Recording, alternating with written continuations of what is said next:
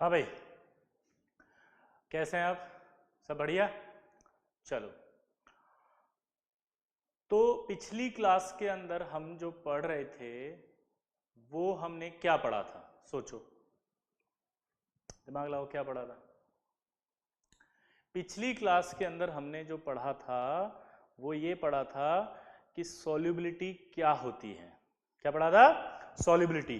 क्योंकि अपन ने पढ़ा था कि एक NaCl है,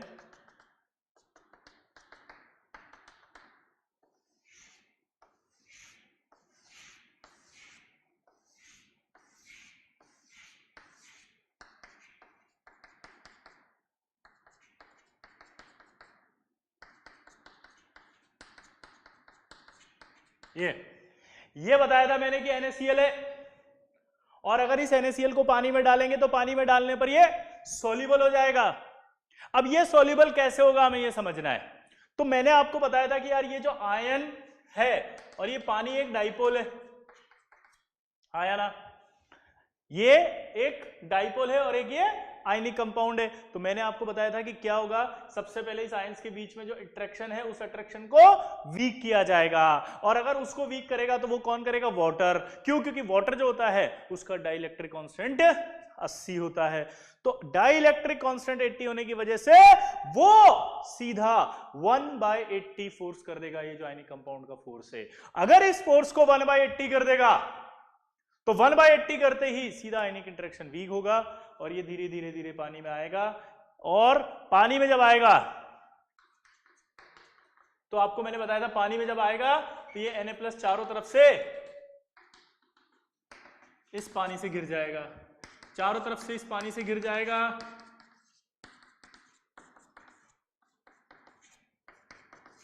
Cl- भी चारों तरफ से इस पानी से घिर जाएगा।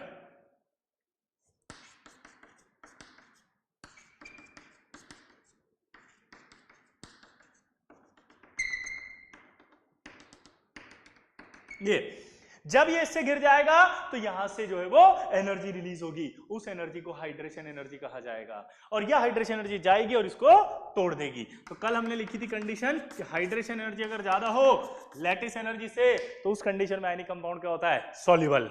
और अगर हाइड्रेशन एनर्जी लैटिस एनर्जी से कम हो तो उस कंडीशन के अंदर क्या होता है? Compound insoluble. क्या होता है? इनसॉल्युबल। हाँ या ना? बोलो हाँ या ना? अबे बोल तो दो, पैसे ले रहा हूं क्या? ओए सुनाई दे रहा है?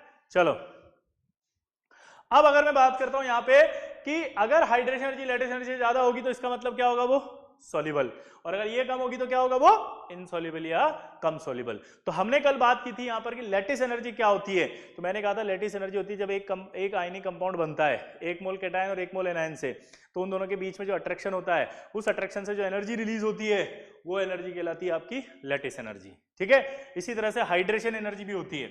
हाइड्रेशन एनर्जी क्या होती है कि जब 1 मोल आयनिक कंपाउंड कंप्लीटली डिसॉल्व हो जाता है into its constituents cation and anion. क्या बोला? जब 1 मोल आयनिक कंपाउंड कंप्लीटली डिसॉल्व हो जाता है into its cation and anion, then it is called solvation energy. But if water is taken as a polar solvent, then it is called hydration energy. ठीक है? तो hydration energy क्या होती है? जब एक मोल आयनिक कंपाउंड को पूरी तरह से हम पानी में डिसॉल्व करते हैं, और पानी में डिसॉल्व करने के बाद वो पानी में डिसॉल्व करने के बाद जो एनर्जी रिलीज होती है उसे कहते हैं सॉल्वेशन एनर्जी। और अगर पानी ले रहे हैं आप पोलर सॉल्वेंट तो उसका नाम क्या बन के आएगा? Hydration energy.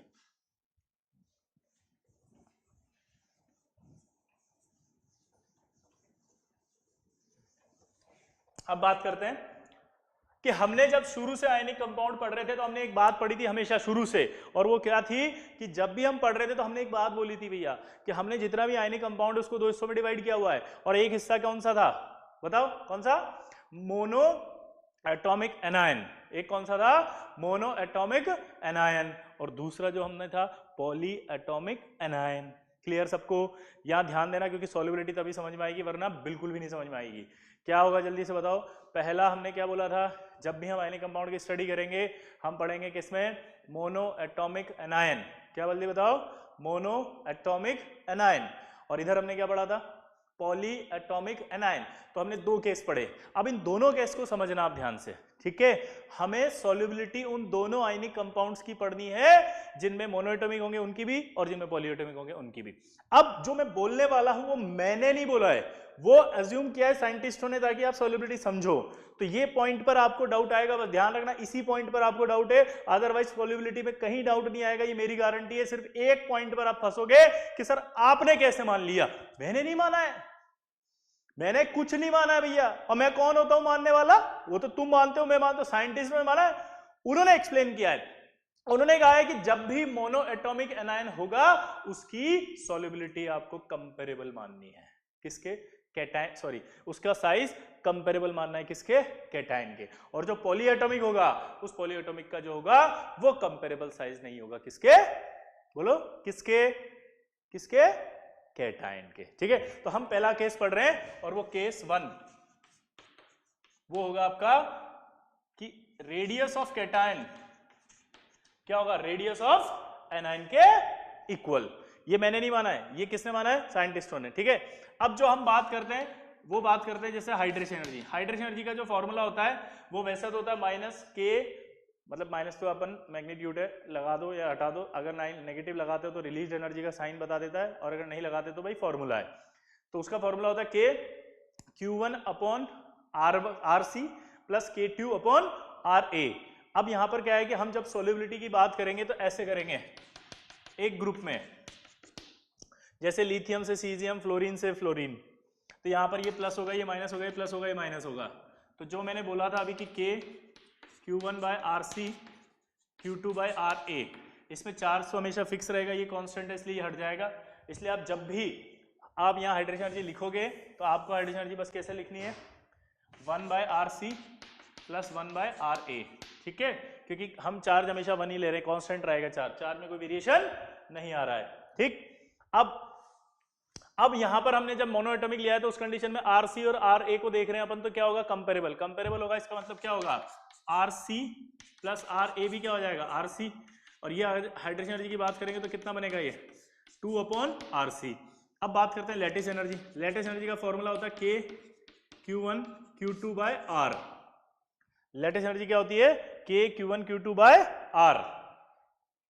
तो अगर आप इसको देखेंगे तो के कांस्टेंट है, फिर से चार्ज वही आ गया 1, और यहां पर आपका आर मैंने बताया था R C plus R A होता है, आया ना, तो R C plus R A हो गया। अब लैटिस एनर्जी की बात कर रहे हैं तो 1 upon R C plus R C, क्योंकि आर ए बराबर आर मान रहे हैं ना, तो 1 अपॉन क्या हो गया, 2 आर सी।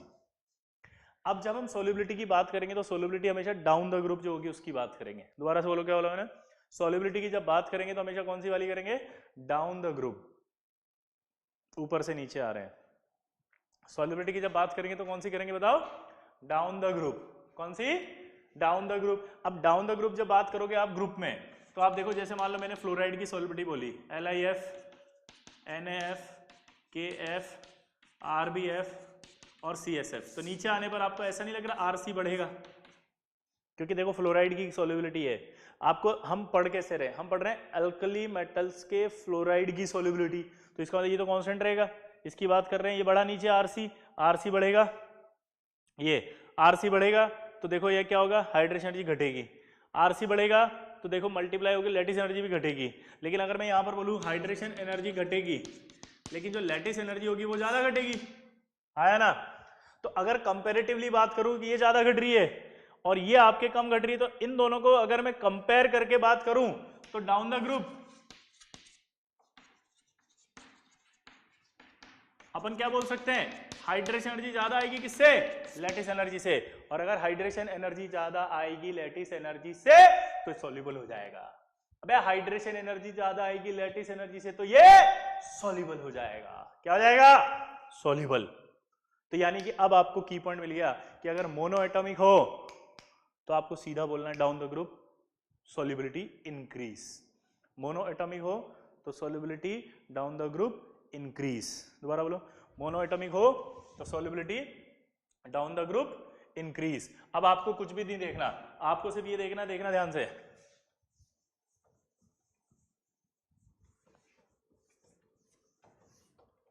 पहला आपसे बोलेगा LIF और CSF, चलो बताओ ऑर्डर ऑफ सॉल्युबिलिटी।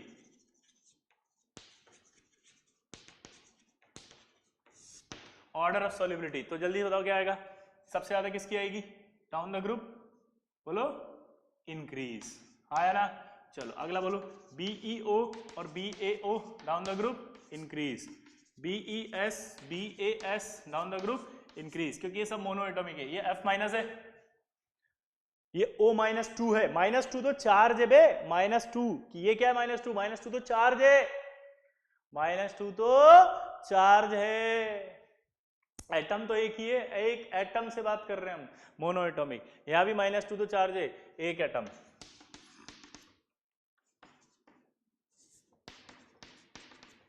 LiOH और COH down the group increase. अब आप जब देखेंगे तो आपको एक डाउट आएगा, डाउट ये होगा कि सर यहां पे और यहां पे अगर हम देखें, क्या बोला जल्दी बताओ, यहां पे और यहां पर अपन देखें तो सर ये तो डाई एटॉमिक है। सोचो डाई एटॉमिक के लिए मैंने क्या कहा था, सोचो बोलो, डाई एटॉमिक के लिए क्या कहा था, बोलो। डाई एटॉमिक के केस में हमने एक बात बोली थी कि डाई एटॉमिक जब भी आएंगे तो सॉल्युबिलिटी के केस में इन्हें मोनोएटॉमिक माना जाएगा, सॉल्युबिलिटी के केस में मोनोएटॉमिक की तरह व्यवहार करेंगे तो मोनोएटॉमिक की तरह ऑर्डर आ गया इनका, क्लियर। तो ये मोनोएटॉमिक की सॉल्युबिलिटी होगी। मोनोएटॉमिक के केस में आपको क्या बोलना है, इंक्रीज। अब देखो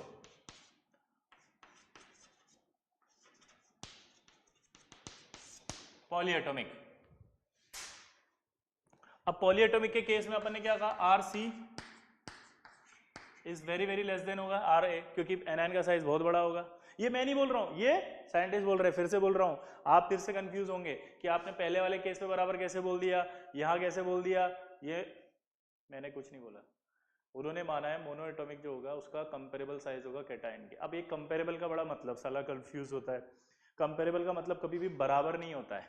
जैसे मैं आपको एक एग्जांपल दूं कि जैसे मान लो कोई भी एक बैच बनाया अपन ने, उस बैच के अंदर मान लो अपन ने क्या 20 बच्चे रखे।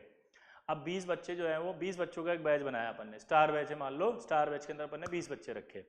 अब उस 20 बच्चों को स्टार बैच में रखने के बाद हमने क्या कहा, ध्यान सुनना, 91 वाला भी उसी में पड़ रहा है ना, और 75% हमने कट मान लिया कि यार 75% से या 75% या उससे ऊपर वालों को हम स्टार बैच देंगे, और उसमें 20 बच्चे आ गए, एक बच्चा था इसका 91 भी था, तो यानी कि 20 के 20 स्टार में पढ़ रहे ना, हाँ या ना। इसका मतलब 20 के 20 कंपेरेबल माने नहीं माने हमने कि यार स्टार में रखने, क्योंकि इन सबकी अच्छी रैंक आ सकती है। चलो समझना बात ध्यान से। तो जो शफलिंग का कट आया वो कहाँ आया, 20 पे, 75% पे, यानी इसमें मान लिया गया कि 75 वाला इक्यानवे वाले के कंपेरेबल है। अब आप ये क्वेश्चन मुझसे पूछो कि सर कैसे 91 वाला और 75 वाला बराबर थोड़ी है, मैं भी कह रहा हूं बराबर नहीं है, कंपेरेबल है, समझना मेरी बात। लेकिन 75 के नीचे जैसे आया 74 तो डिफरेंस बढ़ गया, क्या बढ़ गया, डिफरेंस, डिफरेंस बढ़ती कंपेरेबल नहीं हुआ, अब अलग चीज हो गई। तो ये वैसे वाले हैं पॉलीएटॉमिक, इनमें गैप मानेंगे आप, समझ गए बात को, बहुत ही क्लियर है। अगर आप मेरी बात को समझ पा रहे हैं, मेरे इस एग्जांपल को समझ पा रहे हैं तो कोई डाउट नहीं आएगा, और अगर नहीं समझ पा रहे हैं तो फिर मैं कुछ नहीं कर सकता, ठीक है। आप इसको दोबारा सुने, फिर से समझें, नोट करें, अच्छे से लिख ले कागज पे, फिर से समझें, अपने आप समझ में आएगा, ठीक है। अब आपके वो दिन खत्म हो गए जिसमें आपके ऐश चल रही थी, अब आपको फाइट करनी पड़ेगी, आपको रोज का रोज लेक्चर साला लिखना पड़ेगा, याद करना पड़ेगा, समझना पड़ेगा, क्योंकि बिना लिखे बिना याद के कुछ नहीं समझ में आएगा। वो जो तुम ऐश की जिंदगी जी रहे थे ना, उसमें मजा खत्म हो गया, अब बहुत फाइट करनी पड़ेगी आपको, समझ गए। दिन रात एक करना पड़ेगा, मेमोराइज, जो जैसे क्लासरूम कोचिंग में आके लेक्चर सुनते थे, सुनने के बाद याद रखते थे ना, वैसे आपको एक एक चीज याद रखनी पड़ेगी। अब आपका टफ टाइम शुरू हो गया, समझ गए, योर टाइम स्टार्ट्स नाउ। चलो तो यहां पर आप समझ गए, आपको ये 74% वाला हो गया, तो ये इसका बैच चेंज हो गया, यानी अब दूसरी कैटेगरी हो गई है, अब नहीं है कंपेरेबल, ठीक है। तो डिफरेंस ज्यादा होगा। यहां पर अब देखो क्या मानेंगे, तो मान लो रेडियस ऑफ केटाइन 1 है और रेडियस ऑफ एनायन मान लो 10 है, ठीक है। अब हम स्टडी कैसी वाली करेंगे, जैसे मेरे से कहा बेरियम कार्बोनेट और बेरिलियम कार्बोनेट, बेरिलियम कार्बोनेट है, बेरियम कार्बोनेट, इन दोनों के बीच का जो डिफरेंस है हमें वो देखना है, क्या बोला जल्दी बताओ? बेरिलियम कार्बोनेट और बेरियम कार्बोनेट जो है उनके बीच का हमें देखना है सॉल्युबिलिटी। तो अब देखो यहाँ से कार्बोनेट का तो सेम ही है, लेकिन ये बदल गया, ठीक है। तो पहले तो अपन हाइड्रेशन एनर्जी की बात कर लें, फॉर्मूला 1/1 + 1/10 आएगा। और लैटिस एनर्जी की बात करें, इसको सॉल्व कर लो पहले, कितना आ रहा है बोलो? 10 11 आया ना। लैटिस एनर्जी की बात करें तो 1/1 + 10, तो यानी कि ये तो आ जाएगा 1/11। क्लियर? अब ये आ गया हाइड्रेशन एनर्जी 1 और 2। अब नीचे आएंगे जब डाउन द ग्रुप, तो रेडियस ऑफ कैटायन जो है बढ़ेगा, यहाँ से आ रहे तो बढ़ेगा। पहले कंपेरेबल माना था, लेकिन अब कंपेरेबल नहीं है, तो चेंज आ गया, बढ़ गया। या नीचे आने पर बढ़ गया, तो ये 2 हो गया। लेकिन जो रेडियस ऑफ एनायन है वो तो 10 ही है, क्योंकि रेडियस अभी भी एनायन कौन है? कार्बोनेट। यहाँ भी कौन है? कार्बोनेट। तो उस कंडीशन में क्या होगा? ये आपका 2 है और ये 10 है, तो सोचो क्या आएगा? 1/, पहले अपन हाइड्रेशन एनर्जी की बात कर लेते हैं, तो 1/2 + 1/10, ये तो 6/10 आ गया। हाइड्रेशन एनर्जी 2, हाँ है ना। लैटिस एनर्जी 2 की बात करो तो 1/, कितना आएगा ये बोलो? 2 + 10 यानी कि 1/12। अब अगर मैं चेंज निकालूं हाइड्रेशन एनर्जी का चेंज, तो हाइड्रेशन एनर्जी का चेंज निकालने के लिए मुझे हाइड्रेशन एनर्जी 2 लेनी पड़ेगी पहले, 6/10 माइनस हाइड्रेशन एनर्जी 1 11/10। क्लियर? तो ये 10 आप सॉल्व करेंगे तो 1/2 के आसपास आएगा, देखना जरा। और अगर हाइड्रेशन एनर्जी के बाद लैटिस एनर्जी का डिफरेंस निकालेंगे, ठीक है, तो लैटिस एनर्जी का डिफरेंस क्या आएगा? सॉल्व कर लेना यार, मैथ तो तुम्हारी ज़्यादा अच्छी है मुझसे भैया। मैथमेटिकल अगर कैलकुलेशन में कोई मिस्टेक हो तो उसको मत देखना, ठीक है। कहाँ गया यार लैटिस एनर्जी 2? ये रहा, 1/12 माइनस 1/11, सॉरी चेंज लिख रहे हैं ना अपन, हाँ, तो ये आएगा, ठीक है। चेंज कहाँ गया भाई? सही तो है? हाँ, नहीं क्या किया मैंने यार, फिर से, हाँ चेंज, तो 1/12 माइनस 1/11, ठीक है। तो आप इसको सॉल्व करोगे तो क्या आएगा? -1/32। तो जब ये आ गया आपके पास, तो आप इन दोनों को जब आप कंपेयर करोगे तो आपको पता चलेगा कि डाउन द ग्रुप आने पर, ध्यान से समझना और करना इसको ढंग से, तो आपको पता चलेगा इसको और इसको देखने पर कि डाउन द ग्रुप आने पर जो है वो हाइड्रेशन एनर्जी कम हो रही है, किससे? लैटिस एनर्जी के चेंज से। तो अल्टीमेटली क्या होगा? हाइड्रेशन एनर्जी जो है वो कम आएगी, किससे? लैटिस एनर्जी से, डाउन द ग्रुप। तो सॉल्युबिलिटी जो होगी वो डिक्रीज हो जाएगी, सॉल्युबिलिटी डिक्रीज। अब आपको इस कैलकुलेशन से कोई लेना देना नहीं है, क्योंकि वैसे भी हमारे किसी काम की अब ये है नहीं, ठीक है। एक बार मैंने एक्सप्लेन कर दी है, आप इसको आराम से समझें, और नहीं समझ में आए तो भी मैं बताता हूं क्या हुआ है, ठीक है। वापस से समझ में आएगा अच्छे से, ध्यान देना अब इधर। तो पॉली एटॉमिक का केस अगर देखेंगे तो सॉल्युबिलिटी क्या बोलनी है? डिक्रीज। दोबारा बोलो, क्या बोला मैंने? कि अगर पॉली एटॉमिक आ गया तो पॉली एटॉमिक के केस में आपको सॉल्युबिलिटी क्या बोलनी है? डिक्रीज। क्या बोलनी है बताओ? डिक्रीज। तो अगर मैं कहूं यहां पर आपसे कि भैया Li2CO3, सॉरी, अगर आपको कहूं भैया BeCO3 और BaCO3, ऑर्डर ऑफ सॉल्युबिलिटी बताओ।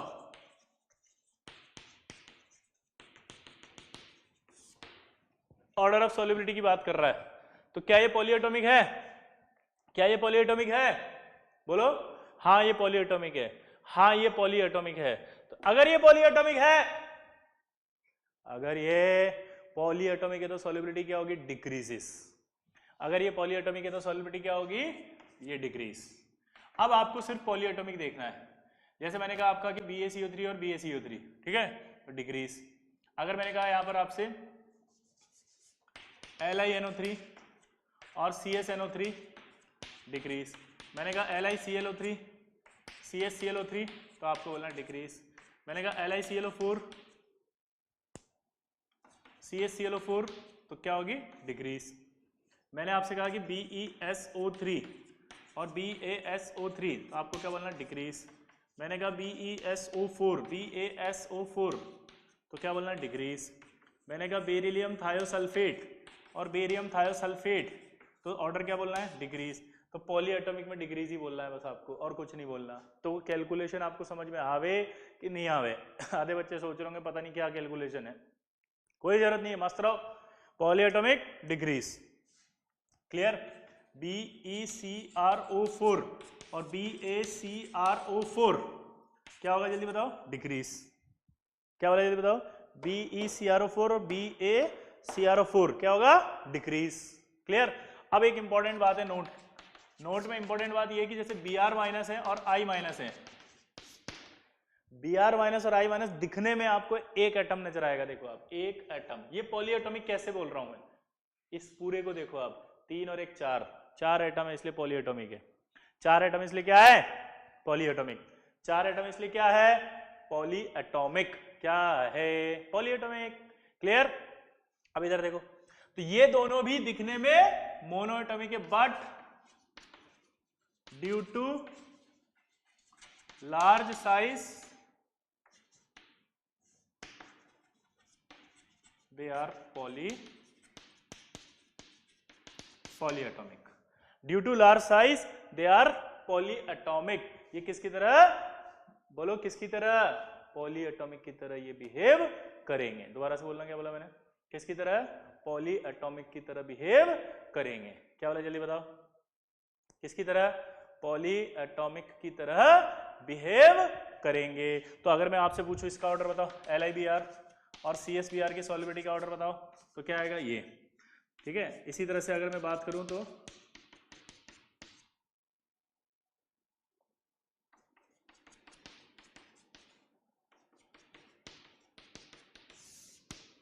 यहां पर ये थोड़ा सा आपको ध्यान रखना पड़ेगा आयोडीन की सॉल्युबिलिटी के अंदर। इसमें आपको एक्सप्लेनेशन तो मैं दे दूंगा, लेकिन मैंने जैसे ही इसका एक्सप्लेनेशन दिया बाकी सारे खराब हो जाएंगे, ठीक है। तो आप इसको एक तरह से इंपॉर्टेंट मान के लर्न कर लेना, ठीक है।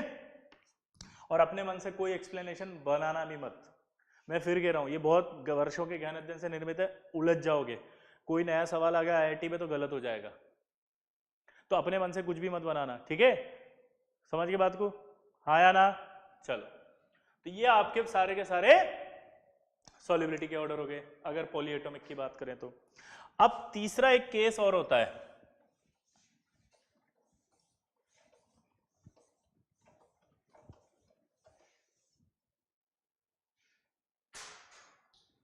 केस 3,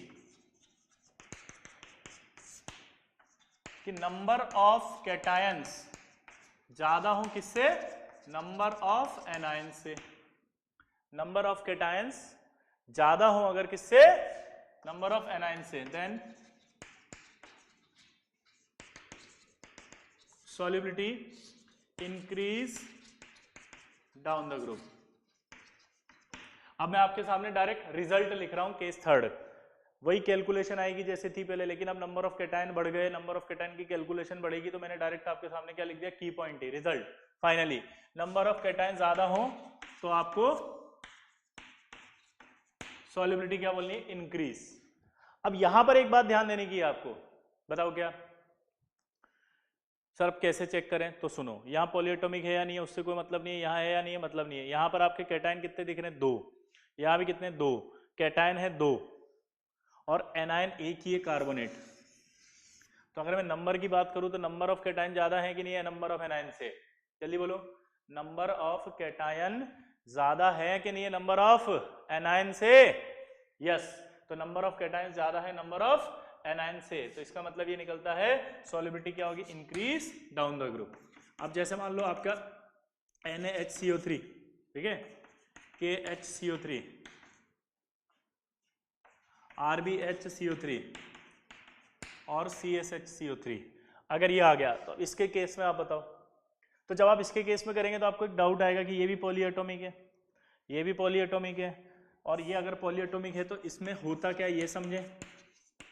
जब आप इसको आयनाइज करोगे तो ये Na++HCO3 माइनस में जाएगा।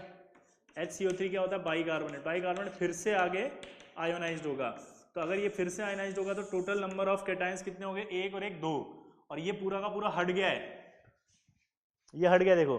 तो कैटायन कितने हुए, 1 और 1 2, और एनायन कितना हुआ, 1। तो नंबर ऑफ कैटायन ज्यादा है कि नहीं एनायन से, यस। तो सॉल्युबिलिटी क्या होगी, इंक्रीज। नंबर ऑफ, जल्दी बोलो, हाँ या ना, ठीक।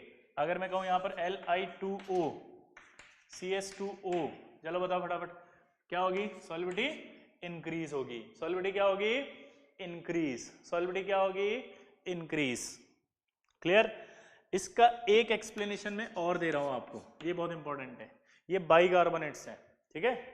क्या है ये, बाइकार्बोनेट। अभी मैं एक्सप्लेनेशन देता हूं, इसका ध्यान से सुनना।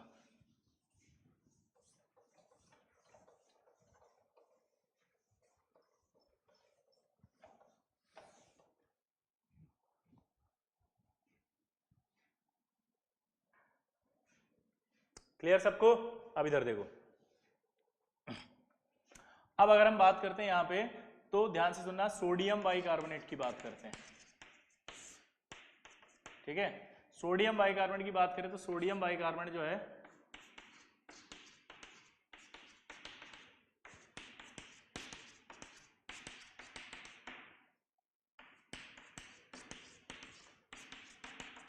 वो ये होता है, सोडियम बाइकार्बोनेट की अगर हम बात करें तो ये बनेगा, ठीक है। और अगर सोडियम बाइकार्बोनेट की बात करें और ये बन रहा है, तो उस कंडीशन में आप देखो इसके बीच में जो है वो क्या है, ठीक है। इसके बीच के अंदर ये आ रहा है एच बॉन्डिंग। क्या आ रहा है, एच बॉन्डिंग। क्या आ रहा है, एच बॉन्डिंग। अब ये एच बॉन्डिंग जो है वो कौन सी है, देखो आप, आयन डाइपोल, ये 11th पे भी पढ़ी होगी आपने। इसको बोलते हैं मैसिव एच बॉन्डिंग। क्या होती है ये, मैसिव। यानी कि सोडियम बाइकार्बोनेट के इतने से सॉलिड अगर है उसमें, तो उसमें एच बॉन्डिंग घूम घूम के इनफाइनाइट एच बॉन्डिंग हो जाएगी। इसको इनफाइनाइट एच बॉन्डिंग भी बोलते हैं। क्या हो जाएगी ये, infinite H bonding, massive H bonding एकदम। क्या हो जाएगी, मैसिव एच बॉन्डिंग। आया ना। तो मैसिव एच बॉन्डिंग होने की वजह से क्या होगा, इसको जब पानी में डालोगे तो ये बहुत कम सॉल्युबल होगा, इसलिए इसको बोलते हैं हम स्पेरिंगली सॉल्युबल। स्पेरिंगली सॉल्युबल का मतलब होता है पार्शियल सॉल्युबल। स्पेरिंगली सॉल्युबल का मतलब बताओ क्या होता है, पार्शियल सॉल्युबल। स्पेरिंगली सॉल्युबल का मतलब क्या होता है, जल्दी बताओ, पार्शियल सॉल्युबल। क्लियर। तो ये पार्शियल सॉल्युबल क्यों है, ये समझ में आया कि नहीं आया, जल्दी बताओ, आया ना। अब देखो आगे की बात, बाकी जो होते हैं उनमें होती है कॉम्पैक्ट एच बॉन्डिंग, ऐसे।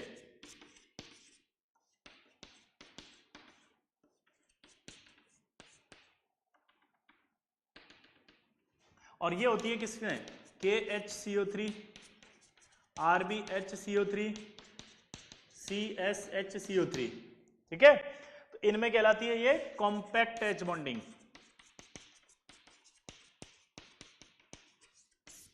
हाँ ना। अबे सुन रहे हो कि नहीं सुन रहे हो, पक्का। ये जो कॉम्पैक्ट एच बॉन्डिंग है, ये दो होती है सिर्फ, एक और एक दो, ये इनफाइनाइट चल रही है ऐसे चेन खूब सारी। जब ये दो एच बॉन्डिंग ऐसी होती है, तो इनको जब पानी में डालेंगे तो जल्दी से ब्रेक हो जाएंगे, जल्दी से ब्रेक होंगे, इसलिए सब सॉल्युबल होते हैं। तो जैसे जैसे कैटायन का साइज बढ़ रहा है उधर, तो सॉल्युबिलिटी क्या हो रही है, बढ़ रही है। तो ये जो है सॉल्युबिलिटी बढ़ती जाएगी उधर आने पर। क्लियर सबको। अब आपको एक डाउट आएगा मन में, सर इसमें ऐसी एच बॉन्डिंग क्यों पाई जाती है और इनमें ऐसी एच बॉन्डिंग क्यों पाई जाती है।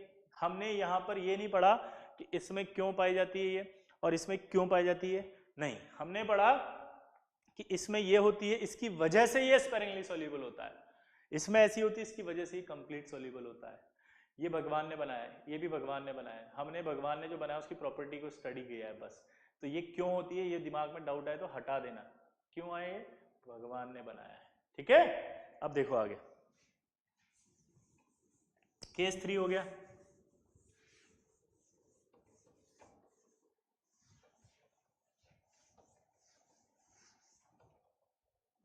केस 4,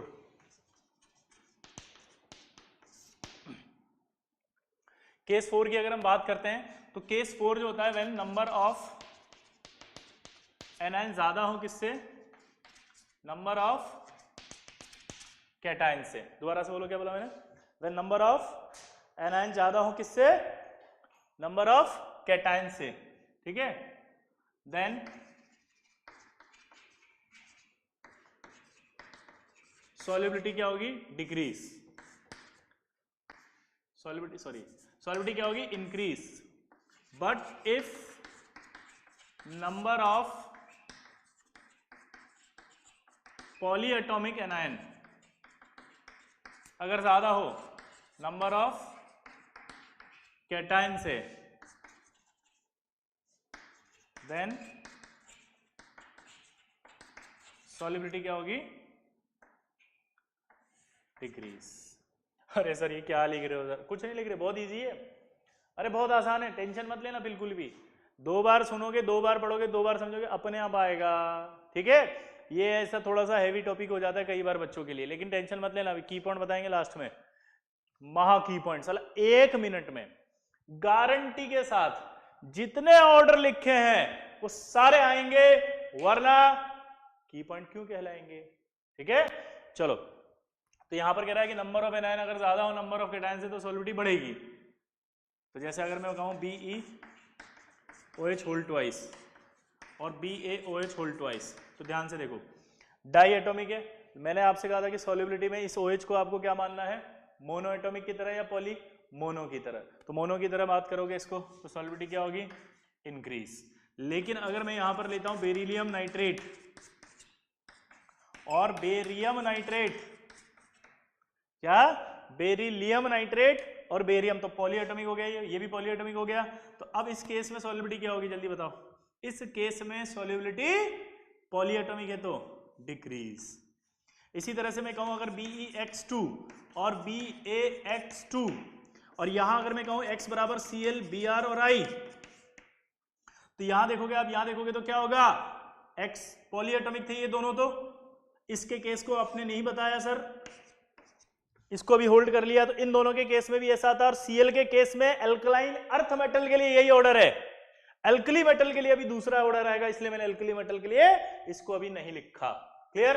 Cl का केस इन दोनों की तरह आएगा, यहां पे Cl का केस एल्कली अर्थ मेटल में पॉलीएटॉमिक की तरह आ रहा है, इसलिए इसको लिख रहे हैं। ठीक है, एल्कली मेटल यानी कि फर्स्ट ए के लिए जब आएगा, दूसरा आएगा तो मैं दूसरा लिखूंगा। ठीक है, चलो। तो ये आपका 4 केस आपने पढ़े।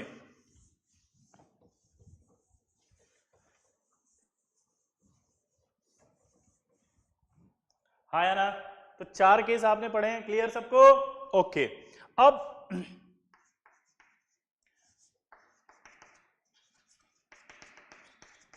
देखो, मैं यहां पर एक्सेप्शन लिख रहा हूं, लेकिन एक्सेप्शन कुछ नहीं होता है। जिसकी एक्सप्लेनेशन हम अपनी थ्योरी से नहीं दे पा रहे उसको हम एक्सेप्शन वर्ड बोलते हैं, बस। अब सॉल्युबिलिटी के केस में आपको लग रहा है कि सर क्या पढ़ा रहे हो, मतलब इतना ज़्यादा मतलब समझ में नहीं आ रहा। बेटा ऐसा नहीं है, सॉल्युबिलिटी एक बहुत बड़ा अलग फैक्टर होता है। किसी ऑर्डर, जब हम किसी को सॉल्युबल करते हैं तो वो शायद कोवेलेंट कैरेक्टर की वजह से सॉल्युबल होता है, एक।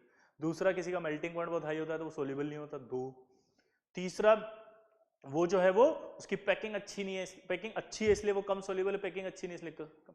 चौथा भी जो एच बॉन्डिंग हो रही थी इसलिए कम सॉल्युबल था। तो हर एक ऑर्डर पे अलग अलग अलग अलग अलग अलग एक्सप्लेनेशन होते हैं। इसलिए अगर मैं चाहता भी तो मैं आपको क्या करता पता है? मैं आपके लिए लिख देता सारे ऑर्डर में, बोलता नोट कर लो, इसको याद करके लाना। और आप फिर नया क्वेश्चन आ जाता अगर एग्जाम में तो फंस जाते। अभी आप सब दिमाग लगाएंगे, सर मैं इसको ऐसे सोच सकता हूं, बिल्कुल सही है। नया सवाल आ गया तो कैसे सोचेगा? तुझे क्या पता कि कौन सा एक्सप्लेनेशन लगेगा? मेल्टिंग पॉइंट वाला लगेगा, कोवेलेंट कैरेक्टर वाला लगेगा, है पैकिंग वाला लगेगा, कौन सा लगेगा उस वाले पे मुझे क्या पता? तो मैंने आपके लिए सारी सॉल्युबिलिटी को कंसंट्रेट करके सिर्फ एक कॉन्सेप्ट पर लाके रख दिया, और वो कॉन्सेप्ट आपको हाइड्रेशन एनर्जी और लैटिस एनर्जी वाला बता दिया। क्लियर सबको? तो मैंने सबसे पहले क्या करा, फाइंड आउट करके सारा कंसंट्रेट किया आपके लिए, प्लीज, कि आपको समझ में आ जाए और याद हो जाए, और उसके बाद अगर अननोन सवाल भी आ जाए तो आपसे 1 मिनट में हो जाए। ठीक?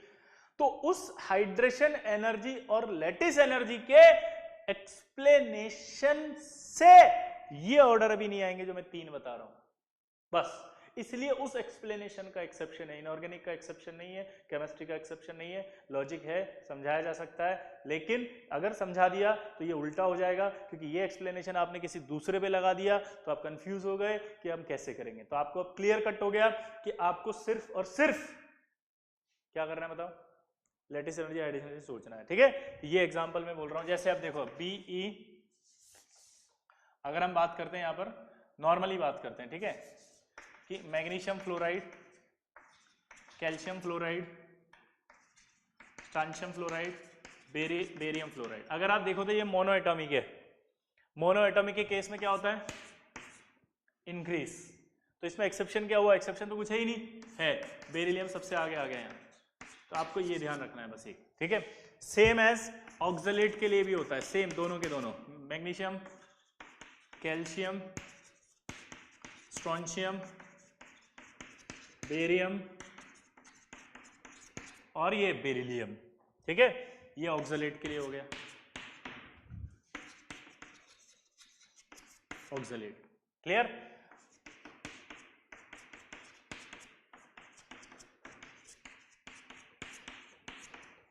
अब ये एल्कली आ गया ना, जो आपको डाउट आ रहा था कि सर आपने Cl को भी पॉलीएटॉमिक ले लिया, हमें तो पता ही नहीं फर्स्ट ए के लिए क्या होगा, तो फर्स्ट ए के लिए अभी देखो चेंज हो गया कुछ, इसलिए वहां पर नहीं लिखा था। इसमें क्या होता है, पहले डिक्रीज और फिर increase.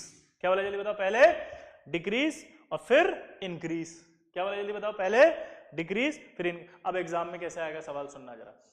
Solubility of alkali metal chlorides, solubility of alkali metal chloride down the group decreases and increases।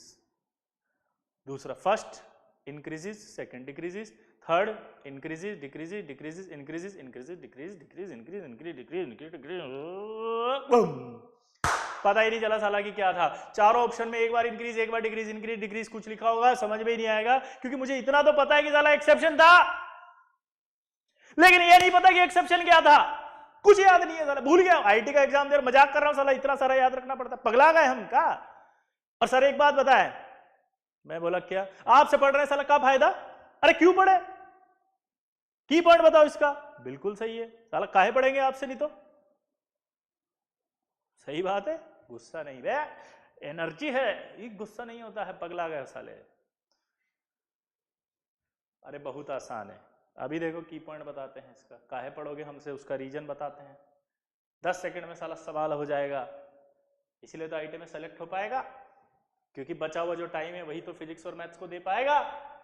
जब आईओसी से टाइम बचाएगा तभी फिजिक्स और मैथ्स को टाइम दे पाएगा, और तभी तेरा सिलेक्शन हो जाएगा, इसी को आईटी कहा जाएगा। तो अब देखो इसका की पॉइंट, एक्समैन देखे हो, एक्समैन वुल्वरीन, तो एक्समैन का जो साइन है वो कैसा था, ऐसा, ये देखो एक्समैन की पॉइंट बन गया, ये पहले डिक्रीज फिर इंक्रीज, पहले डिक्रीज फिर इंक्रीज, एक्समैन, पहले डिक्रीज इंक्रीज, पहले डिक्रीज इंक्रीज, एक्समैन, हाँ या ना, तो डिक्रीज इंक्रीज, की पॉइंट से ये भी हो जाएगा, क्लियर सबको, इसका भी की पॉइंट समझ में आएगा, हाँ या ना, अरे बोल तो दिया करो यार, हाँ या ना, अरे चिल्ला साले, आवाज ही नहीं आ रही, कैसे गंवा रहे हो साले, बोलो तो सही, तुम बोलोगे मुझे सुनाई देगा, उधर से बोलो, जोर से बोलो, यस।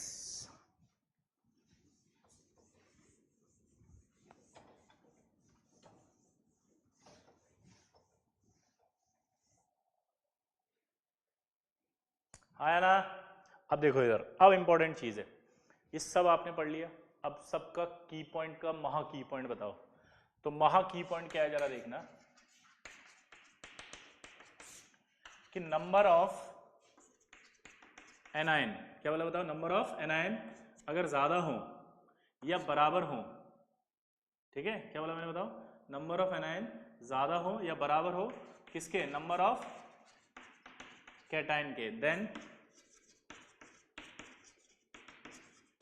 सॉल्युबिलिटी इन डिक्रीज, ठीक है, अदरवाइज इंक्रीज। बस ये एक केस आपको समझना है, उसमें सॉल्युबिलिटी क्या होगी, डिक्रीज, बाकी इंक्रीज। पहले तो इसको याद करो, number of anion number of cation के बराबर हो या ज्यादा हो, नंबर ऑफ एनायन ज्यादा हो या बराबर हो नंबर ऑफ कैटायंस के। दोबारा से देखना, नंबर ऑफ एनायन ज्यादा हो या बराबर हो नंबर ऑफ कैटायंस के, देन क्या होगा, सॉल्युबिलिटी डिक्रीज और अदरवाइज इंक्रीज, ठीक है। अब इधर देखो,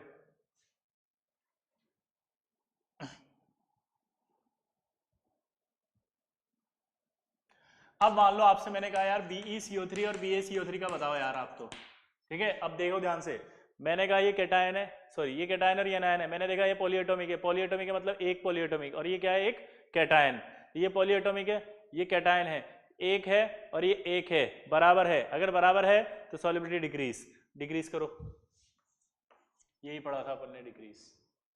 अगर मैं आपसे बोलूं, अब ध्यान सुना, LiF और CSF, ये क्या दिख रहा है आपको? मोनोएटॉमिक। ये क्या दिख रहा है? मोनोएटॉमिक। अब ये भी मोनोएटॉमिक है, ये भी मोनोएटॉमिक है। क्लियर सबको? तो अगर ये मोनोएटॉमिक है और ये मोनोएटॉमिक है, इसका मतलब क्या निकला? बोलो। इसका मतलब ये निकला कि मोनोएटॉमिक है। पॉलीएटॉमिक है क्या? नहीं। नंबर ऑफ पॉलीएटॉमिक एनायन, इसको थोड़ा सही लिखना है ना।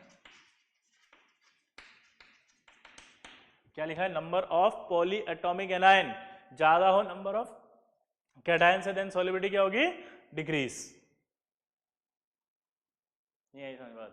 क्या? नंबर ऑफ पॉलीएटॉमिक एनायन, तो ये आपका पॉलीएटॉमिक है क्या? नहीं, तो इसका मतलब क्या होगी? Increase.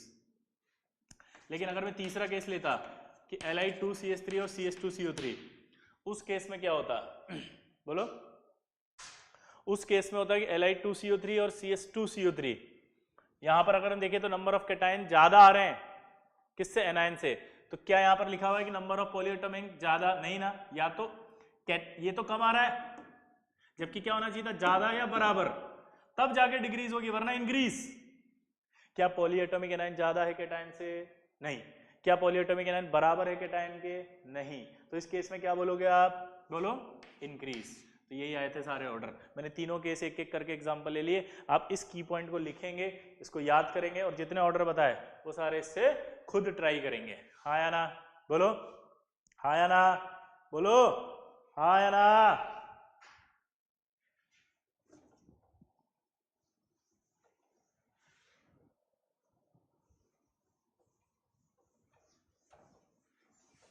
Clear?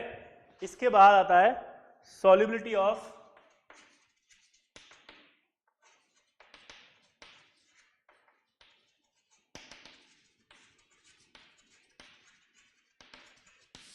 Heavier metal halides. Heavier मतलब बहुत सारे। अब अगर मैं बात करूं, जैसे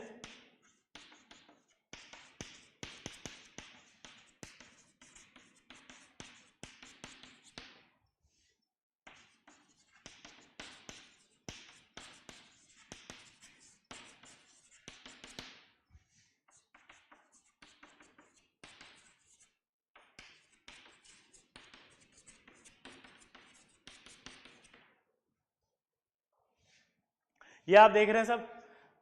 अब ये हैवियर मेटल हैलाइड क्यों है? क्योंकि ये पीरियोडिक टेबल में नीचे नीचे आते हैं बहुत ज्यादा।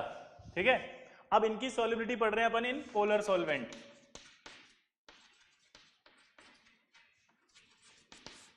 पोलर सॉल्वेंट मतलब है वाटर।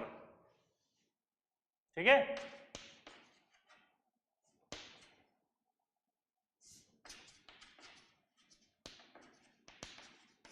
ठीक है। तो अगर मैं बात कर रहा हूं पोलर सॉल्वेंट में, तो ध्यान से सुनना, इनकी सॉल्युबिलिटी हैवियर मेटल आपको दिख जाएंगी। क्या एस ब्लॉक है? नहीं। यानी पी ब्लॉक है? हाँ। डी ब्लॉक है? हाँ। कहां आती है? नीचे। तो उन्हीं मेटल को हैवियर कहा जाता है। क्लियर?